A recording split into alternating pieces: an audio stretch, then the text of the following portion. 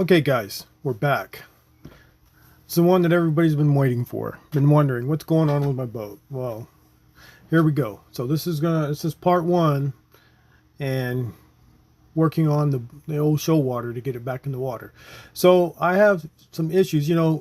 Everybody that owns a boat, it's always about preventive. So it's been about 7 years since the boat was totally redone, and there needs to be some maintenance and upkeep done on it, on the hull, to keep it in pristine condition, so no water seeps in and you get any wood rot or any of that stuff.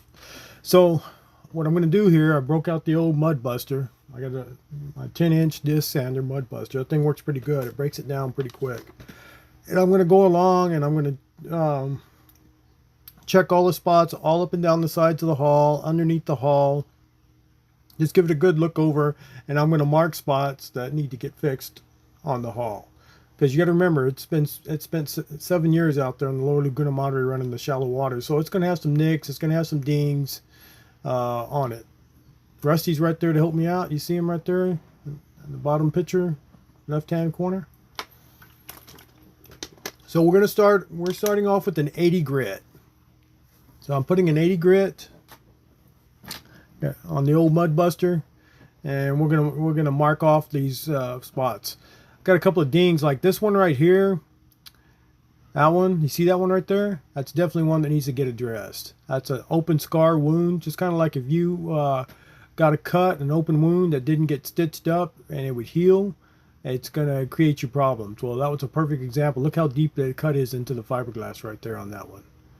So that one needs to get addressed. It needs to get filled in with some filler and resanded out. So we're just going along and we're checking. See that next one we found. And that's what we're going to do here. Get everything marked off. I haven't decided. Originally, was just going to spot paint it, because look, if you look at the gel coat is held up really well out there. I mean, it's still got a nice shine on it. You buff it out and it'll really be shining again like it was when I first put it in. But I haven't decided yet. I may repaint the whole boat. I've never painted one like this standing straight up. I usually flip them over, but since this one has the console fiberglassed into the floor, it's kind of hard. It's kind of tricky and hard to do. So if I do paint it, this will be my first one where I'm painting it up, right side up. Because usually I'll flip it over. That's what I did with the other boat. And I'm either going to go back with this regular gray. This is the original Shoalwater gray, or close to it, I should say, because I couldn't really get the actual paint code, because I called Shoalwater, and this boat was built before the people that bought Shoalwater now. They deal in whatchamacallits, catamarans and stuff now, so they have no information on this boat anymore. It's way outside of their range, and they don't carry anything on it anymore. But that is a cool color. I love that color, because that's, like I say, that's pretty close, if not the original color that the boat was made back in the day at the factory in Port O'Connor. So I'll probably try paint matching it up again, because I can't find the old paint for it. So it's telling me I no longer have it, because it only lasts for so long, and then you throw it out because it hardens off. If not, I'm gonna it'll be gray, or silver color gray. We'll see if we can match the color. But now I'm getting underneath it. I had some chips around where the lead line for the dock, the bow line hooks for the rope, and now I'm gonna get any nicks, any scratches. I'm gonna go through underneath here, and I'm going to run the mud buster over them to smooth them out. And then I'll probably get some thinner, or I say thinner, but higher numbered grit for it. I need to go buy it. I just didn't have any at the moment because I haven't done any body work in a while. I'm probably going to get some 180, 240, something like that. And then, of course, I'm going to wet sand it. At the end, I'll block it and then wet sand it after I do all the putty work. I got to get some resin to fill in those cracks. I think it's got a couple of cracks on it. That one you saw on the side, and I want to say there's one right here somewhere too. Nicks that are into the actual fiberglass that need to get sealed, resealed up. But that's where we're at with this process. Like I told you in the last video, the boat trailer is done. Other than me buying some new lights, tail lights for the end, because I think those LEDs are bad in some area on it, and that's why the turn signal or the brake lights aren't working on one side. But that's all I'm doing. See, I'm just going along here, identifying spots throughout the hull. But look how shiny that still is. Look how it's still got that mirror. You can see the ground mirror image. It's held up really well. I mean, if I could spot paint it, I would do that. But the thing is matching up the paint. That's going to be the trick. So because I'm telling you, it's still pretty good. It's still pretty shiny. That's my first intention to do, but I won't know until once I get in it and go down and take them a chunk of the paint and see if they can match it.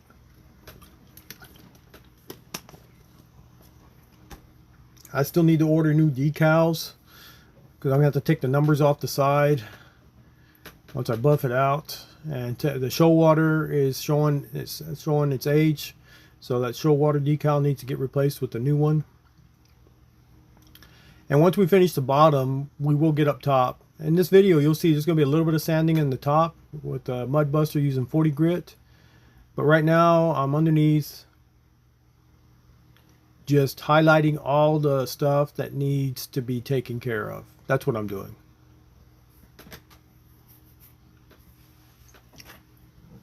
All around the outside of the hull. I need to get addressed.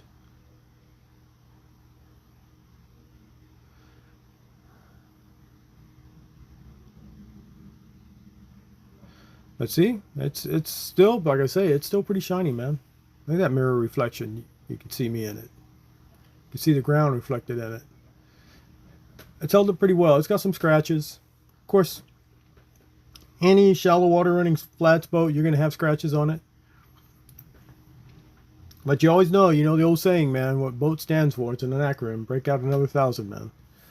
Instead of letting it go downhill, I need to stay on top of it and keep it in tip-top shape. And, before there gets too many issues with the hull. Because there's a lot of money that was put into this hull to restore it to brand new like it was when it rode off the factory floor at Shoalwater there in Port O'Connor back in 1988. Everything has been gone through and replaced on it. So there is no rot period in this boat, in this old boat. No expense. I think I spent about $8,000 to $9,000, if I remember right, somewhere around there, having it redone.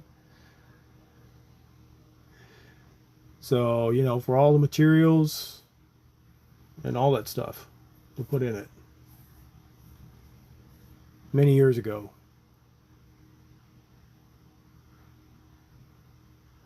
And like I say, it's a great boat. I love it.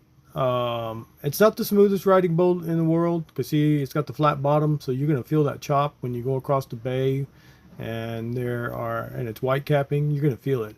But boy, once you hit them flats, you're gonna see this thing performs. I mean, it'll run in 2 inches of water, no problem. Get up 8 to 10 inches. For a 21-foot boat, that's pretty darn good, man. I usually cut it off at about 14 is where I try. I don't try to go get up in anything less than 14 inches, 13 inches, but if you had to, and you had a soft bottom, it would definitely, you know, get up in that. Because you can see in one of the videos, the one when I took Robert out, that I've already posted, that we've already covered, that we were in probably 8-10 inches of water when we got up there. Over there in the back of Rattlesnake Bay, behind Rattlesnake Island and behind Yucca Island there, and Hobnail Island on that backside, and the real skinny water. Look at that massive tunnel it's got on it. That's what does it for this boat. I've probably mentioned it before in other videos. Steve Bell patterned this boat off John Mayak's RFL line series. John Mayak is the one that set the bar in the Corpus Christi area for running shallow water. By far, he set the bar with that red line series, RFL, redfish line. That is one skinny running boat. The only difference that Bell did, actually there was a couple of things that he did different. One is he just made the tunnel wider. He put a big, massive, wide tunnel. As you can see, look how wide that tunnel is underneath there. And long, big, long, wide tunnel. And then two, he put the gas tank up in the deck so that it would rise the back of the motor up a little bit higher out on the water to make it easier to get up. Because you know how it is sometimes when you're in super shallow water and you got a lot of people, what do? They got to do? They got to get on the deck to hold the deck down to get you up. So Steve Bell, how should I say, he took something and made it better. You know what I mean? But they're both excellent running water boats, shallow running water boats. Both of them are.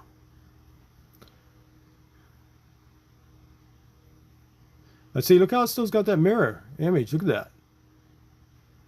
Still have a mirror image. So I don't know, we'll see. If I can get the paint matched, I just may spot paint it. And it'll be a lot faster getting back on the water. But I just don't know if I can get the exact paint code for it anymore matched.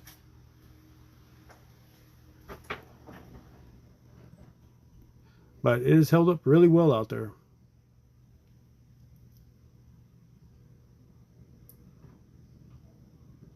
There's little nicks here and there, scratches here and there. I need to get addressed.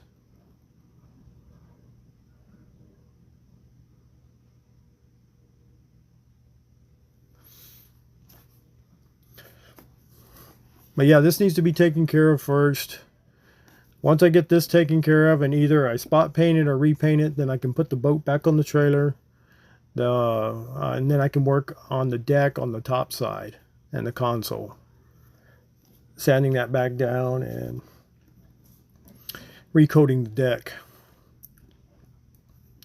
But I need to do the outside of the hull first so that I can get it back on the trailer and get it out from how it is on the stands like it is. And you see my little fin runners I was talking about in the last video. You saw, yeah, when I got my finger on there, how it was the wood when the bunks were biting into them. It was doing it on both sides, tearing them up right there. So hopefully this time it's fixed because I moved them up 2.5 to 3 inches up further, so they shouldn't touch it at all.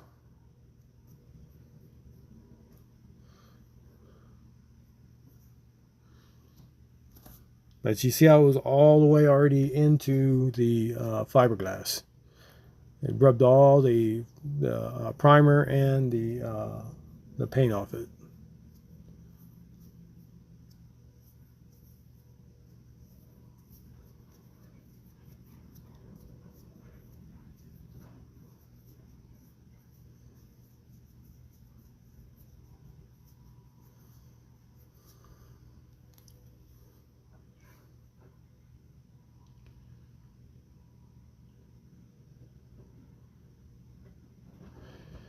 But yeah, that mud buster works really good, man.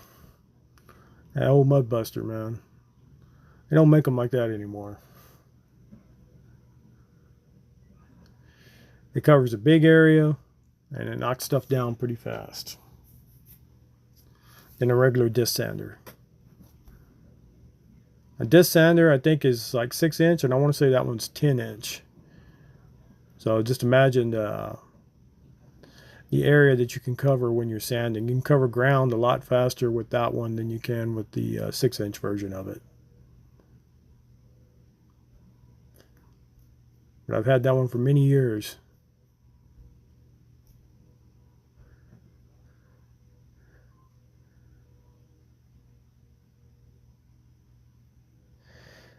So yeah, I got some chips in the runner from that, so I need to address that too with some resin, and get some resin in there, fill any cracks in there, and sand that down and smooth it down again.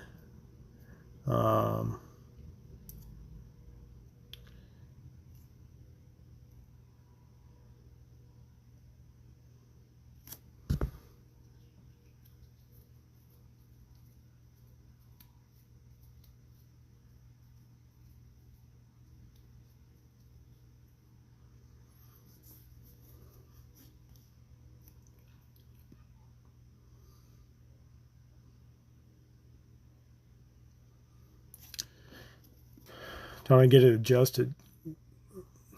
I want to slow it down. It was spinning too fast, so I wanted to slow it down. So it has a little adjustment lever on it, so you can slow the spin and the rotation of the disc down.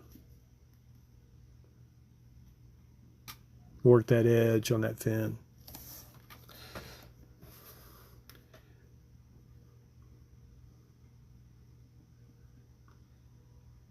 But now we're on to working on the boat, guys. So you can see where I'm at, what we're doing. I'll be posting videos going forward periodically as we meet each point and to completion.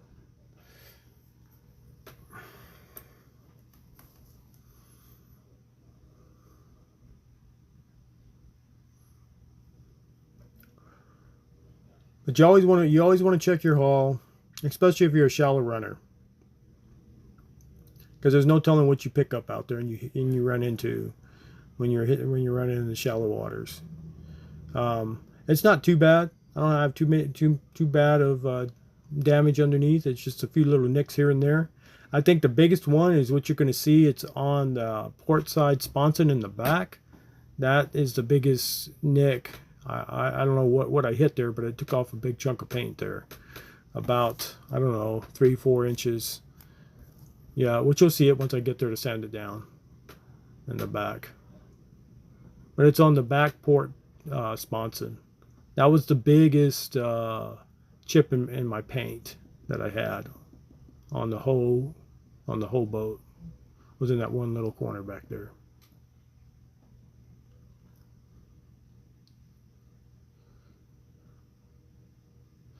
So I'm just checking it with my hand, feeling and making sure that it's nice and smooth. Because if it's nice and smooth, then all I got to do is come back and hit it with 180 and 200 and smooth it out, and then finish it off with some 400 before it gets painted. And I won't need any filler at all if I can smooth it. The cracks, I'm going to need filler, which so far there's 2 cracks.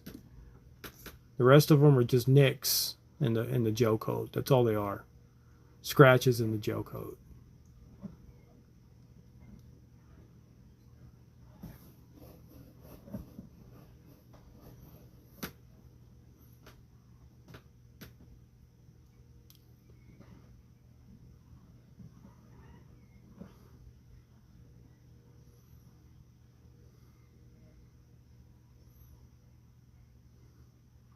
And I may block sand the whole thing, even if I don't repaint it.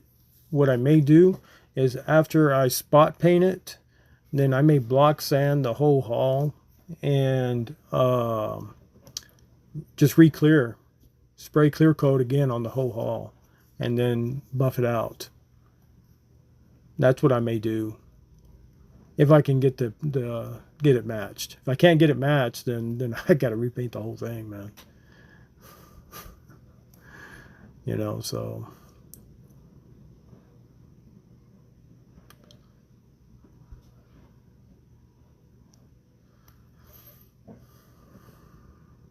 So we're just hitting some scratches there. It's something that you can't see with your eye, but I can feel it with my hand. So I'm just hitting those areas where their scratches are, and I'm smoothing those scratches out to where you can't feel them anymore.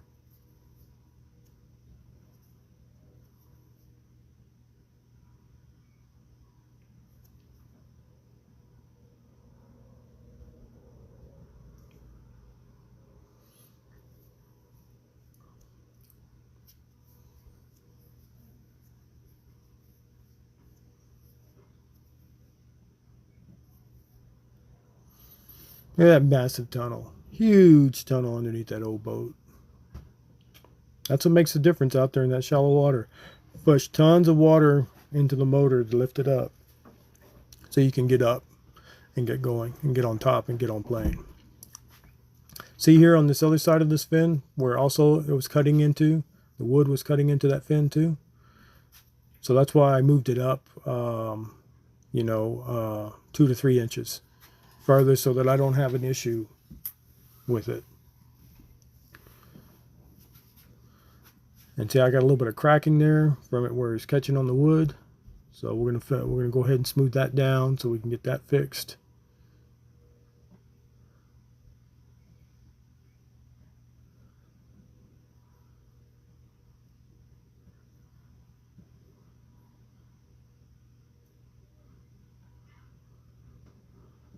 I love that old mud buster, man.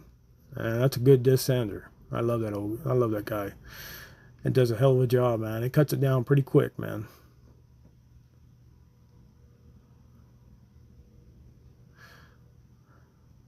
I'll come back and block that with some finer sandpaper.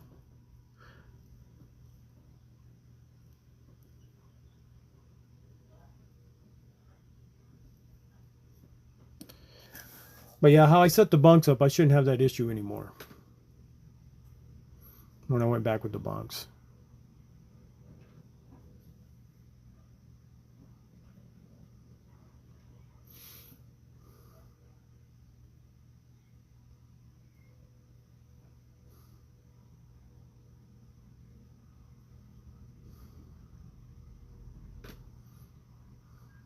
I got nicks all along this side here, chips and nicks, all along this edge on the starboard side of the boat.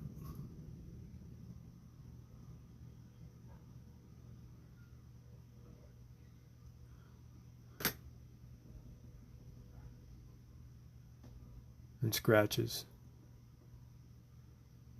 Big old scratch right there. See it? Took the paint off. So we're going to smooth that one out.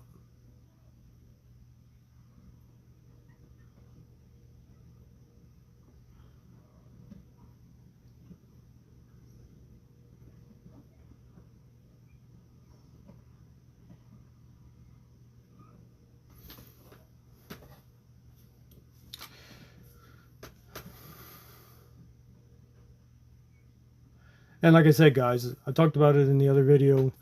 It's taking a lot longer because I have limited time. Only usually when I'm on vacation is when I have multiple days in a row that I can devote to doing this. But other than that, it's a day and a half off, and a lot of times it's usually a day or less that I can get out there and mess with this, because I always have other things going on because of my work schedule. And I mean, it's taking time, but we'll get it there. I mean, eventually you'll see Rusty and me. We'll be back out there drift fishing again. It's just going to take a little bit longer to get there. I was planning on being back in the water this fall, but as you can see, it's fall time's already hit, and you can see that the boat's still being worked on.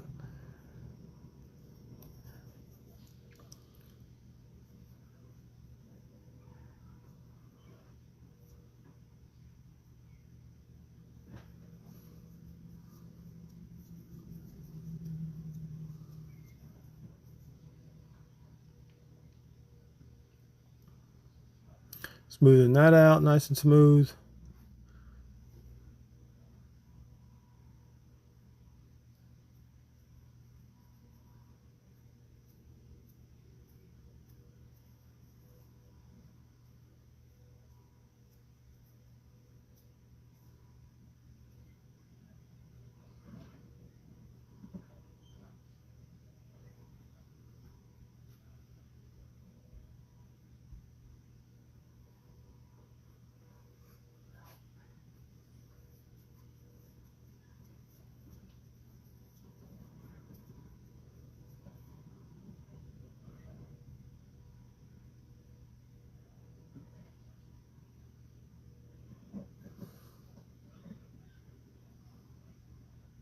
Make another adjustment on the sander there. I want to speed it up a little bit so I can get that, chop that down.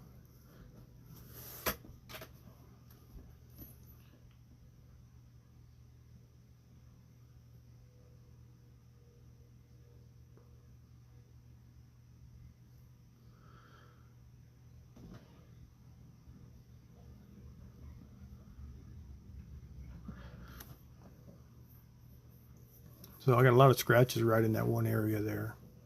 I'm going to try to smooth it out some. Because, you know, if I repaint the whole thing, I sand it more, I'm going to probably have to get some polyester primer and to fill in any deep nicks and cuts like was done before.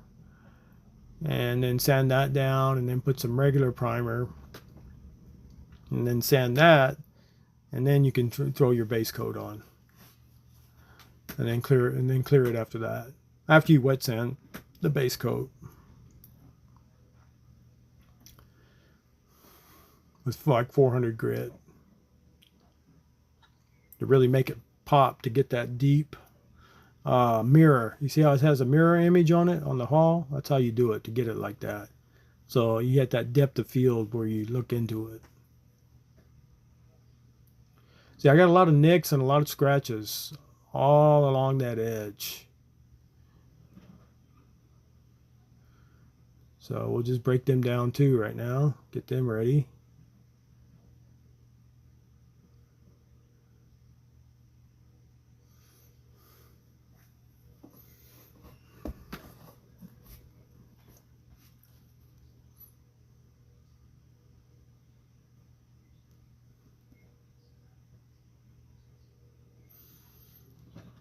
So working that starboard edge there.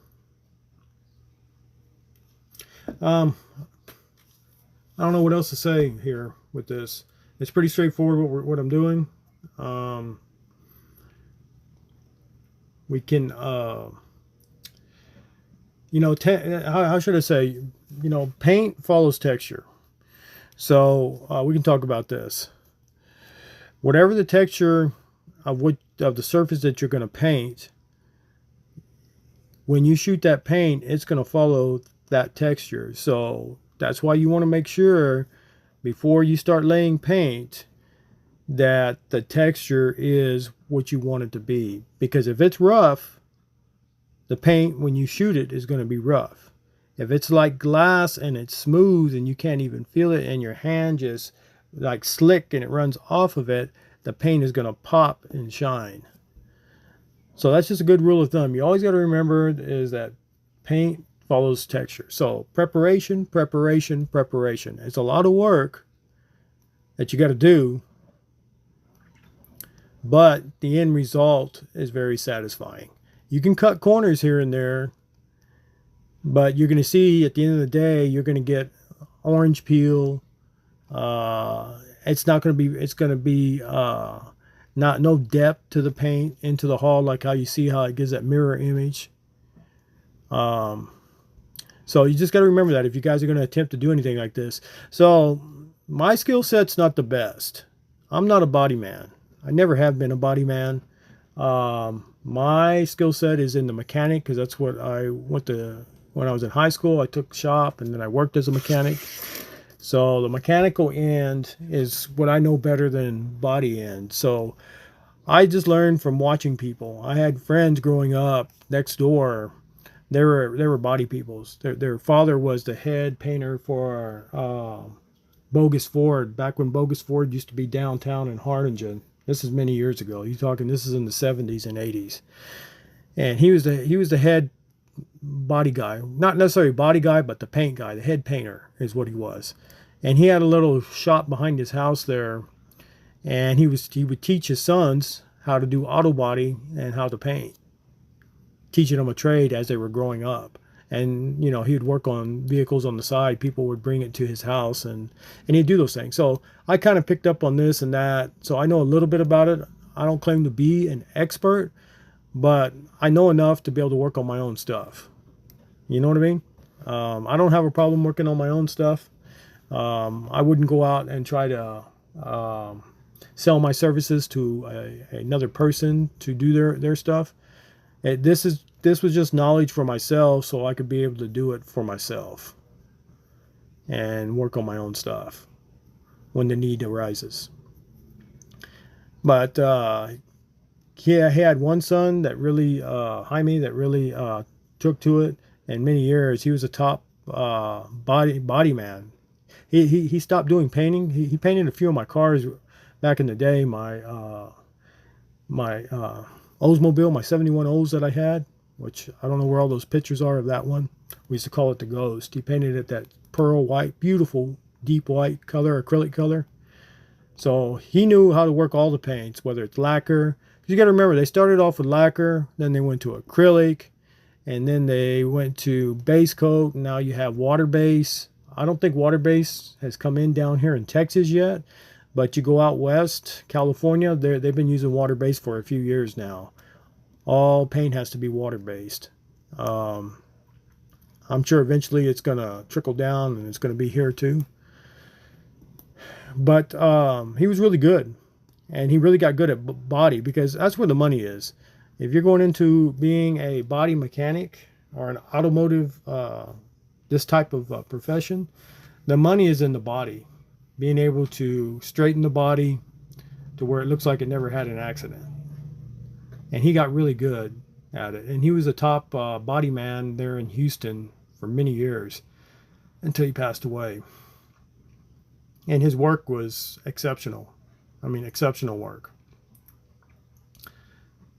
And then he had a couple of other of his brothers too learned it, and then they worked for various Bogus Ford, Matt Brown. What's the cat out here on Commerce Street there by the old police station? Tommy Graham, you know, and so on, and other places like that. So that do really good body work and painting. So that's one thing about it is, when you talk about this, is most people are either a painter or they're a body man. And what they learned from their father, because their father had, you know, 35, 40 years experience at Bogus Ford, they learned both. So they learned both ends of the deal, so they could do both. They could do the body work first, and then they could paint it. Because usually that's how it is. If you go to a dealership, or you go to a body shop and you want your car painted, there's going to be one guy that's going to do all the body work on it, and then it's going to go over to the spray booth, and that's going to be a different guy that's going to spray it, and that's all he does. The one guy only does body work, and the other guy, all he does is do painting. That's how it's done now. But these guys learned that trade in their younger years, in their teen years, that they learned both. They learned to be able to be a good body man and be a good painter. So yeah, so like I say, I'm no professional. I just do stuff on my own stuff, and that's all I need.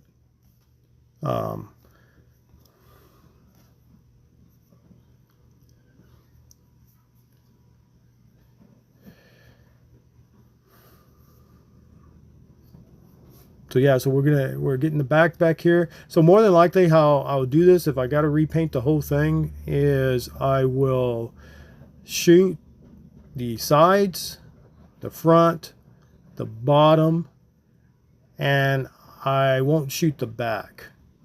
And once I clear it and I put it back on the trailer, I'll get the motor out of the way, and then I'd sand down the back, and then I'd shoot the back separately. That's the beauty about base coat, is when you're shooting base coat, you can do that. You can do it in sections. It's not like acrylic or lacquer that you got to shoot the whole thing all at one time, or it's not going to match. Base coat will match. You can shoot them at 2 different times and you can make a match. That's the simplicity of base coat. That's why I love base coat.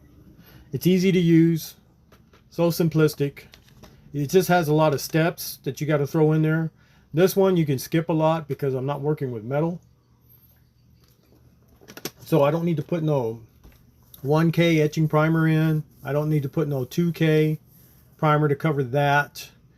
I I don't really need, the only thing I got to do is if I use the polyester primer, I do have to have a polyurethane primer in between that and the base coat, because you can't paint straight onto polyester primer. So look right here. So look, you see that big spot? That's the worst spot on the whole boat right there. I don't know what I hit out there somewhere, but I hit something and it took a big chunk of my paint, my gel coat off of my boat there. My paint's gone. That's the biggest spot out of the entirety of everything. Well, you can't see it now because it's there it is. You see it? So that was the biggest chip. It took a big chunk out of it. So I must have ran over something out there in the shallows somewhere.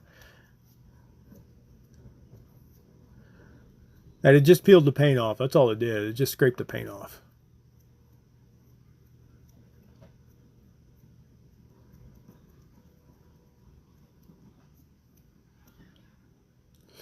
Yeah, the old 115. I got that Yamaha I'm going to put on the back.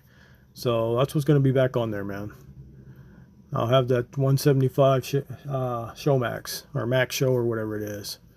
Showmax is going to what's going to be driving this boat when it gets back in the water. I think it's going to do pretty good.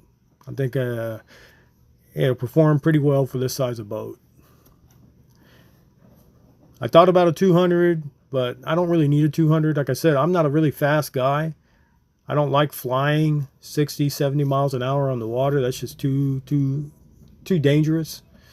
Too many variables, especially in a flats boat like this that doesn't bite the water. You just need something that gives you enough to get up, get going, and to move right along. And that 175 should do fine, because what I recall when I used to ride in Robert's boat, he had that Johnson 175 and it did everything. And you know, a couple of videos back, I was covering about the Lower Laguna Madre, about the change. Well, what I didn't really convey in that video was that when it was low tide, there was a lot of high and dry places behind Bird Island. So that section between Bird Island and Green Island, that's north of Bird Island, that could be high and dry at times. And you couldn't make that full circle and come around there.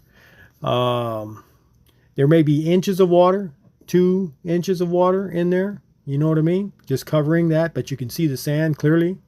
Super low. And his was the first boat I had ever been in that he just throttled that baby and shot right through there, went all the way around the back and came out the other side. I'd never seen that done before like that. Shooting up sand, shooting up mud. I mean, just plowing right through there, man. And that's why this old boat left a indelible memory in my mind about how, wow, a big boat like this can perform like that out there. You know. But I'm telling you, back in the 80s when it was low tide, a lot of that stuff had no water, or it just had inches out there in the flats. And you couldn't access a lot of those areas. So yeah, just a little backstory there with this. So now we're getting the scratch here. There's a nice big long scratch right here. I'm going to take care of that one, bust it down, smooth it out. We'll come back in and black sand it to where it's nice and smooth. And like I said, I think I only had 2 actual it looks like little dig-ins into the fiberglass. The rest were just scratches. That's all they were. So it's not going to be too bad. I just need to get some resin to fill in those indentations that kind of penetrated the fiberglass a little bit, to shore up that and sand that down.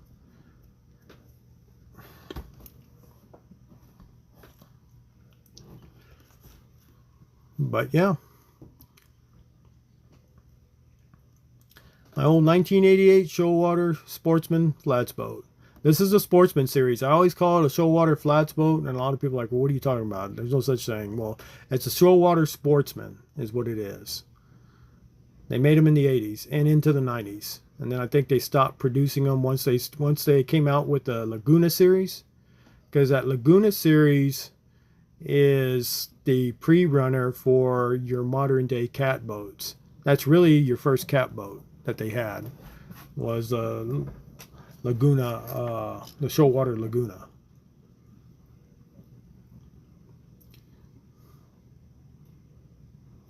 That kind of gives you the best of both worlds, where you can fish the chop, fish the flat. You may not go as far into the flat as you used to with your flats boat, but it still gives you a good range of fishing both out of one boat instead of having more than one boat. Because there are some people that have multiple boats, one that goes offshore, one that fishes the bay, one that fishes the flats.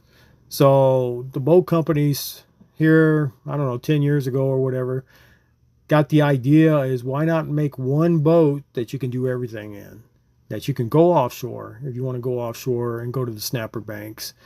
You can fish the bay with that boat, and then you can get in the flats as long as you've got 18, 20 inches of water.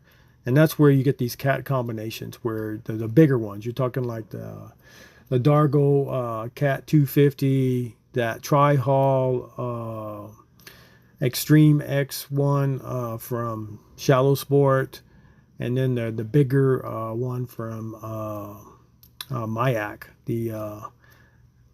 I don't know if it's an Extreme, what it's called. It's the one that's bigger than the Illusion. It's the biggest one that they put out, that's 24 feet long. So that's where you're kind of into that era of boat building. You know, back in the day, it was all about the flats. So they catered to make a boat that will run super skinny, big platform, and get up in next to nothing of water.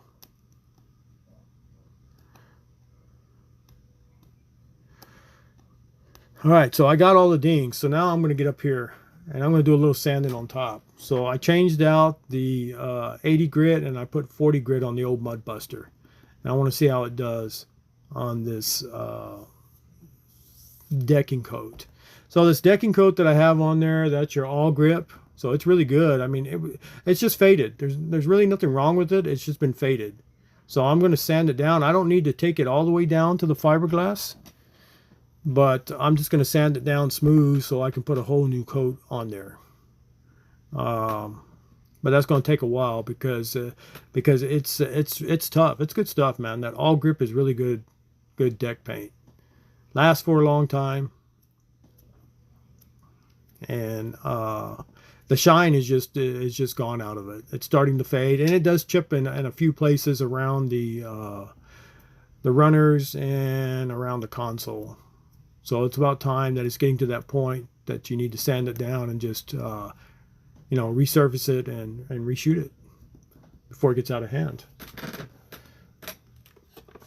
So that's definitely going to be another project. So I'm going to show a little bit here, sanding it, but my focus really right now isn't to sand the deck. What I'm focusing on is the hull. I want to get the hull completely done and painted and put back on the trailer. That way I can move it around, and then once it's back on the trailer, I can take the engine off it and I can paint the back, and then I can paint all the deck and everything and repaint the console. I'm probably going to go back with the black. I like that Raptor liner. That's all it is Raptor liner that I put on the console, and it's worked out pretty well for me. It's faded and needs a fresh coat on that.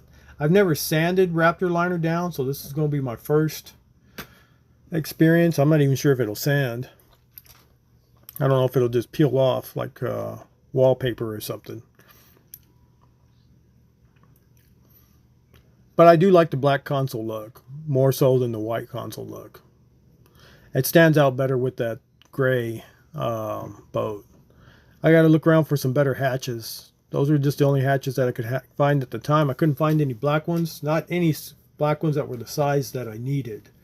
So I had to go with gray, and then the gray was staying too dirty, so I just shot Raptor liner on those to match the console and match the engine. The new engine that's going on there is gray. It's more of a charcoal gray charcoal or whatever. So it's not going to be black like the engine that was on there before. I mean, I could shoot it, but I don't really want to because it's nice and shiny. It is pretty. So the paint's not faded. The only reason why I shot that 115 all black to match the console was because the paint was already fading really good because it was an old engine.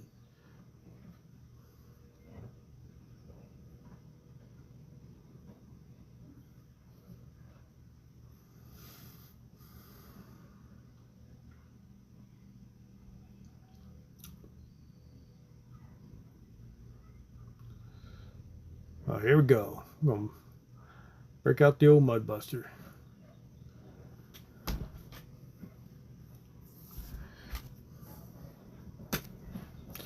And I got 40 grit on there. I don't know if I can go any lower. I won't know until I go down to O'Reilly's here and see if they have anything lower than 40 grit. I don't know if they got anything grittier than 40. I don't know if they got a 30 or a 20. I don't know. But it needs something just a little bit stronger. I mean, it does it, but it takes a while to do it.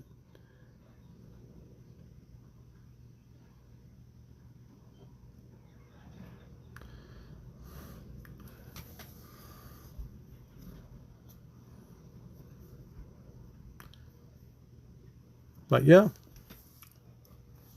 the deck's solid on this thing. Like I said, everything was replaced. All new marine grade plywood, all new marine grade runners, strainers, all that stuff was replaced. So this boat is solid, man. There's no soft spots anywhere on this boat.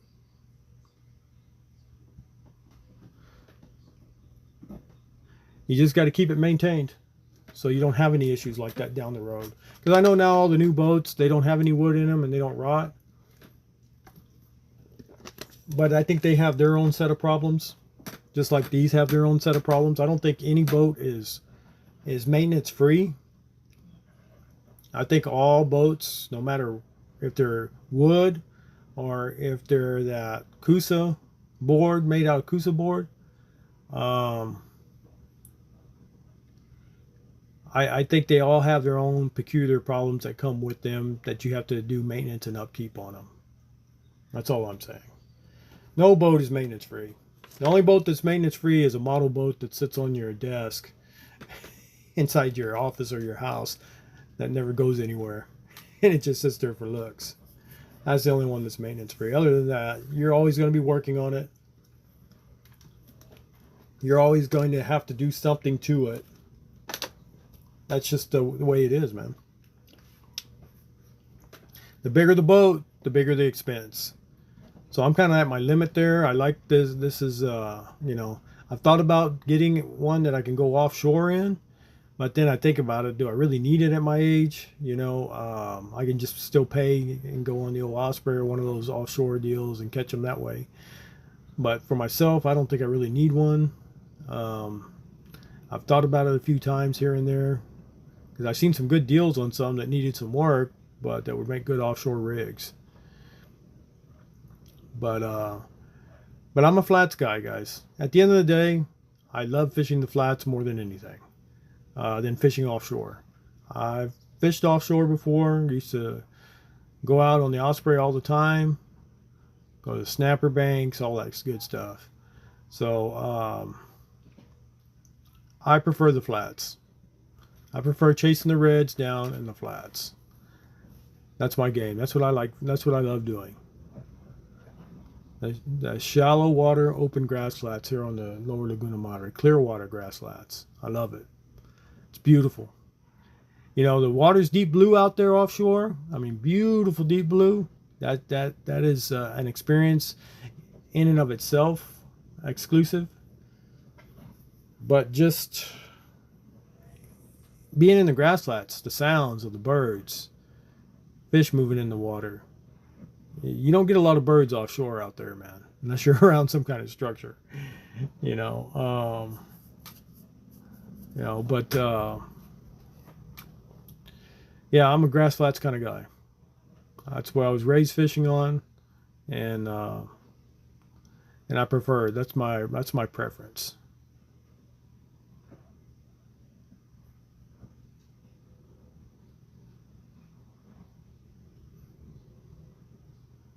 Hey, that mud buster's doing a good job right there, man.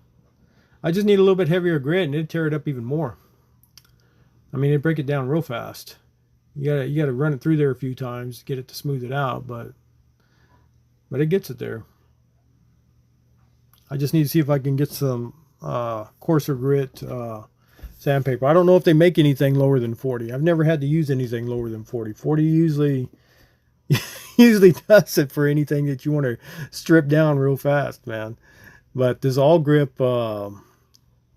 deck coating, that stuff's on there, man.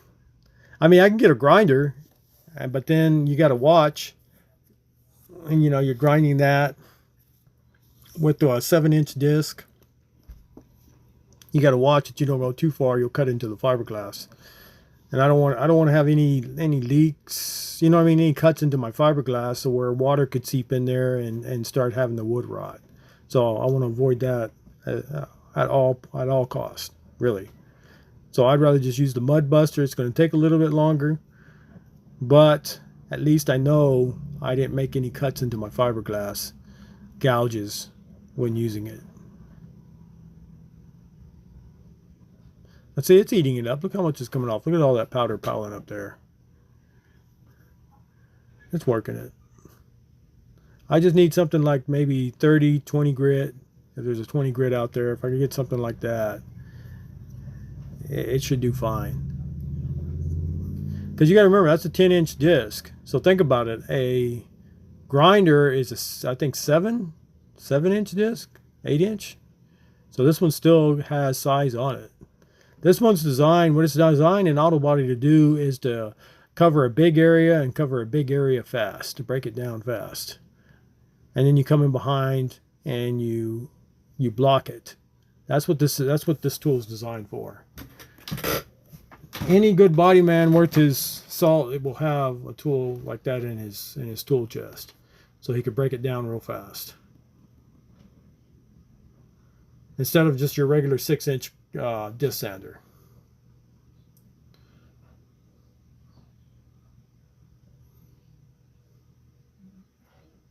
Let's see, it's doing it. Just taking a little bit longer. And that was my last disc of 40 grit. I need to go buy some more. So that's why I got to go down to O'Reilly's and see what they got down there.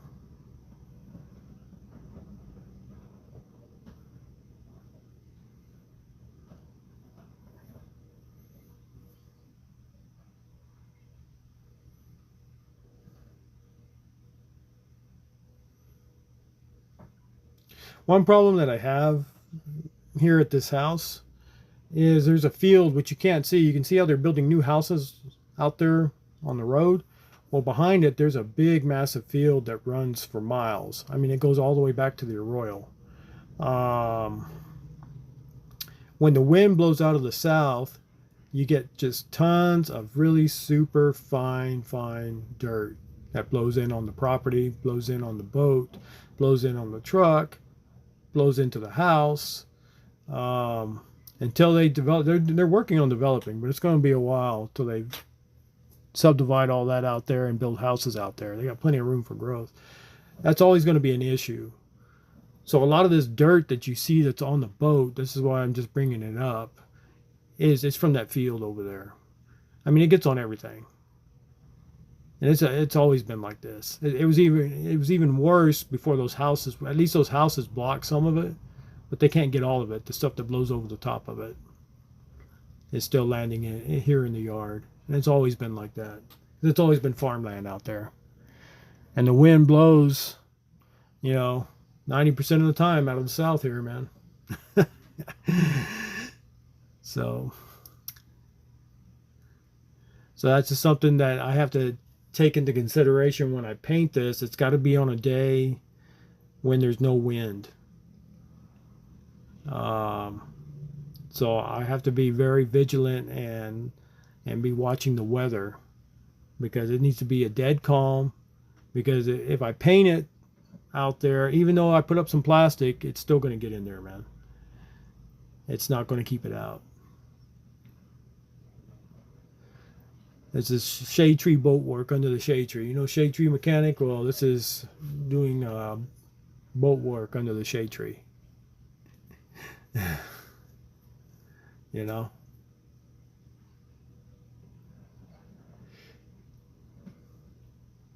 But yeah, a lot of work, guys. So you're kind of wondering, like I told you, expensive, time consuming, and especially if you're doing it yourself and you don't have a lot of time off to do it, it's just, it takes time. It's just one of those things, man, that you chip away here, chip away there, weather permitting, because I'm working outside. You know, my last vacation when I had 2 weeks off, I was going to really hit it. This was back in, was it September? And guess what? It rained. It rained those 2 weeks, man. I think maybe the last 2 days before I had to go back to work, it didn't rain. It wasn't pouring down rain. So, like I say, weather permitting. But we'll eventually get it there. Rusty and me will get it there. Cassie in spirit, you know, is helping us out. She may not physically be here, but spiritually she's still with us. And she's on it too. So,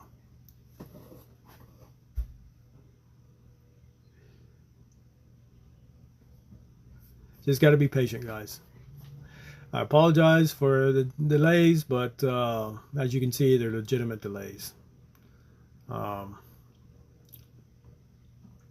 Because I can tell you right now, to redeck a boat, the average going rate just to redeck the top of the boat is going to be, for that size boat, is going to be probably around $2,500 for somebody to recoat the top deck of the boat, sand it down, and just recoat. That's it.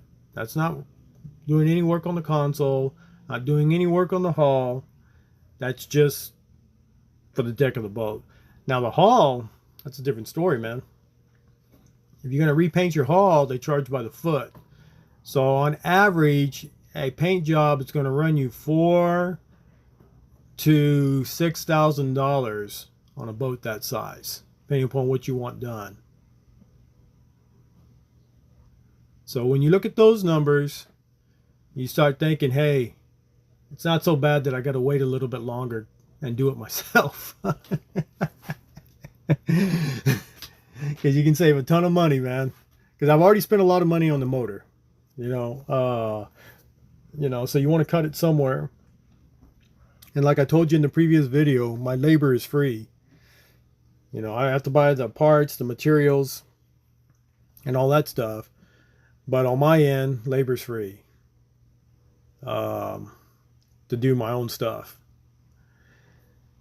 So, I mean, if you got the extra cash, then I guess, yeah, by all means, you know, just go drop it off and have them go for it and do it.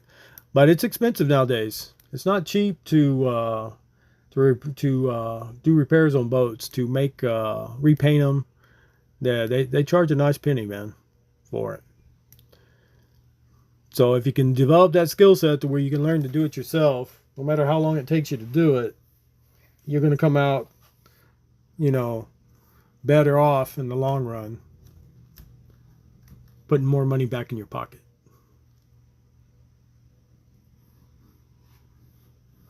That's all I'm saying.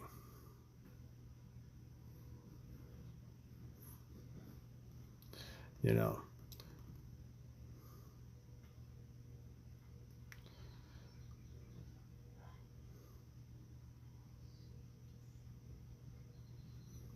My phone.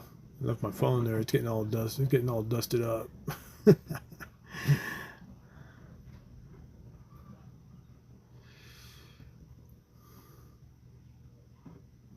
So yeah, it's doing it. It's just taking a while to smooth it out. I need to see about getting a little bit heavier grit sandpaper on it.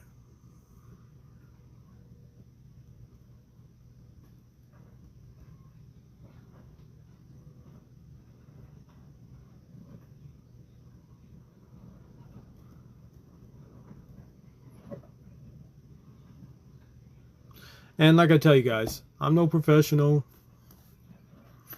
I'm no expert. I'm just a guy that likes fishing, loves fishing and drifting out in the grass flats on the lower Laguna Madre.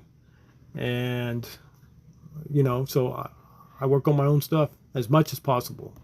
I mean, there may be times that I can't do it and it's beyond my skill set, or I don't think I could do a good job with the skill set that I have, and then I would have to defer it to somebody else. But that's few and far between.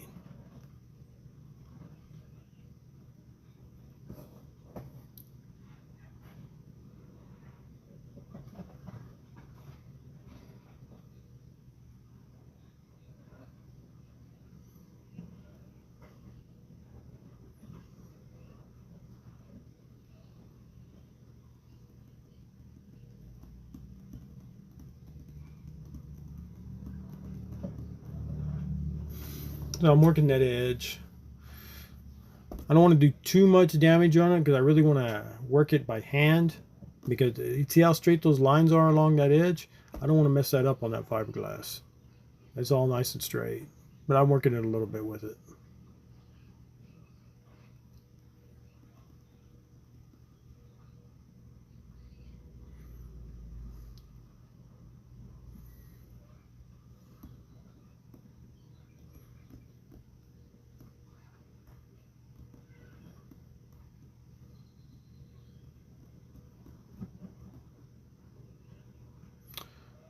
Yeah. So I know now what I need to get. I need to pick up some more paper or 40 grit, something a little bit lower if they do have it. And when I get on the deck, I'll start from the front and work my way to the back. Right there, I'm just showing you guys what has to get done up top there, because on the next video it will be focused back on the hull itself when I turn that one out. I need to get the hull either spot painted and clear coated, or just repaint the whole thing and clear coat it so I can get it back on the trailer. And it'll make this kind of work that you see that I'm doing there a lot easier than trying to do it how it's up on the stands there like it is, because I can move it around when I need to. There I can't move it. I'm stuck in one spot. Leaves are falling into the into the boat. I'd rather, you know, once I start painting, I don't want to be underneath a tree when I'm painting, because leaves can fall at any time. It needs to be somewhere out in the open.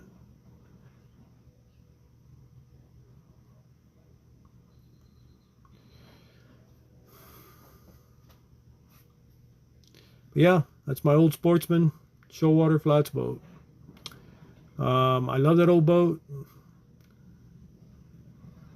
You know, when I started seeing new boats come out, especially you know, the rise in cost, because, you know, it's pretty expensive. So I decided when it was time, because I'd already been in my boat for 20 years, my old Dargle, that I wanted a little bit bigger platform. So I needed to look around, and that's what I look for. This came to my mind. I remember how good that boat performed out there in the flats, so that's when I started looking. So $4,500 for the boat, and then all the repairs done to it. Spent a total of about $12,000 the first time around, and repairs on it. But you got to remember that in $4,500 of that includes the boat, is in that price.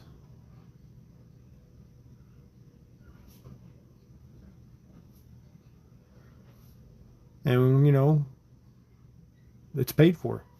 I don't have $1,000 note, $1,500 note for 10 years to be paying on it.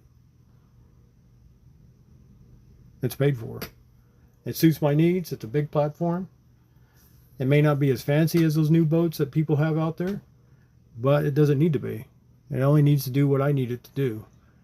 And that's get me in the skinny water to chase the reds, and it does exactly that.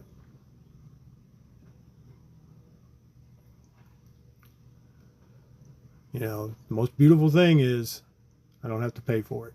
It's already paid for. There's no monthly payment on it that you're having to pay. That's the beauty of it that I see. You know, it makes it easier to go out and fish when you want to. But you do got to take care of it. She is an old girl. She needs to be taken care of. Needs to be, you know, refurbished when it needs to get refurbished. Okay, so she doesn't show her sign of age, and keep her in tip-top shape.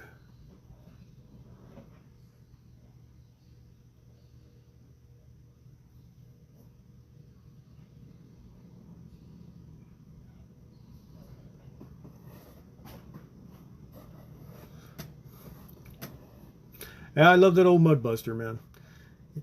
If you guys don't have one, if you do any of your own work and you don't have one of those, you need to get you one of those.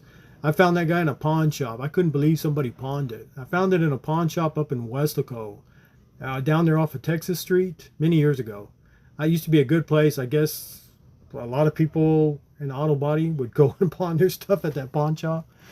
And when I came across that, man, I snatched that bad boy up quick, and I've been using it ever since. I just put oil in it every now and then, like right there before I started. I put some oil in it, and that baby fires up every time.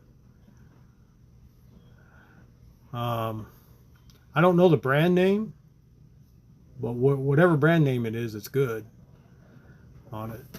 It's been a really good disc sander.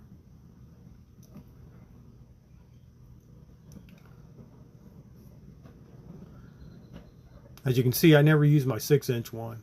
I prefer that one because it just covers so much ground when you're doing it. And then I got two little electric ones that are block sanders. I have those.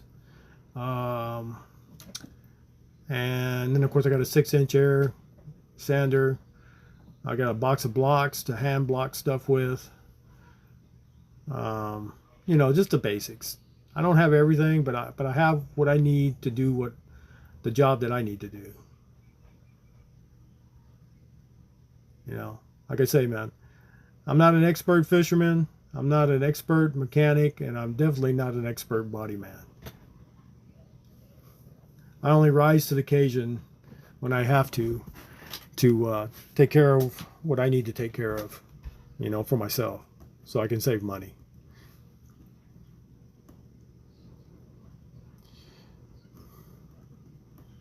So yeah, that's what it looks like right there, man. It's going to be a little long process, because see, I still got to pull that trolling motor off. Got to take the deck lids off them on the compartments. The lights that are right there need to come out so I don't chip them. And then we just work our way back, you know, to it. But that will all be done after I take care of the bottom side, the hull. Because I need to do that first, get it back on the trailer. And once it's back on the trailer, I'll paint the back, and then I'll work on the inside here, inside the deck. So, anyway, Rusty and me will see you guys out one of these days, drift fishing on the Lower Laguna Madre. Thanks for watching, and y'all have a good day. Thank you.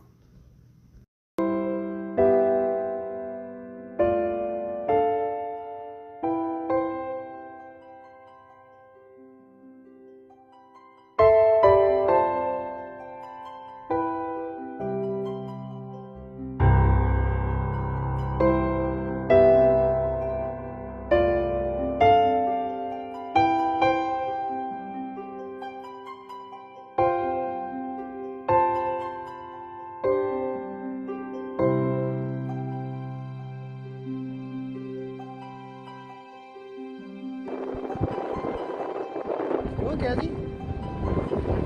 Picking that redfish? Huh? Go ahead.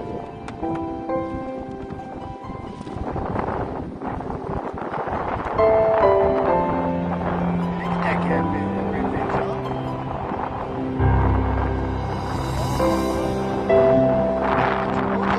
There's a redfish.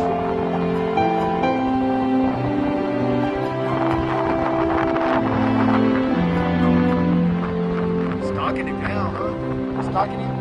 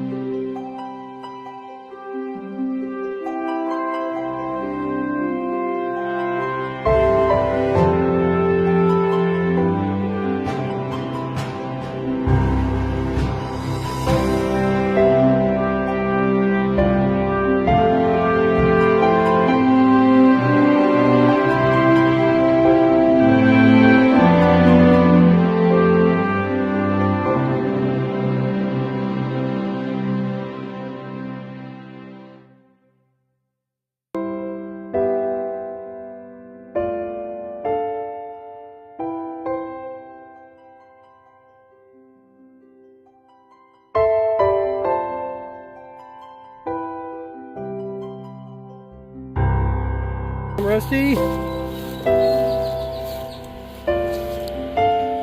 Oh, get this up.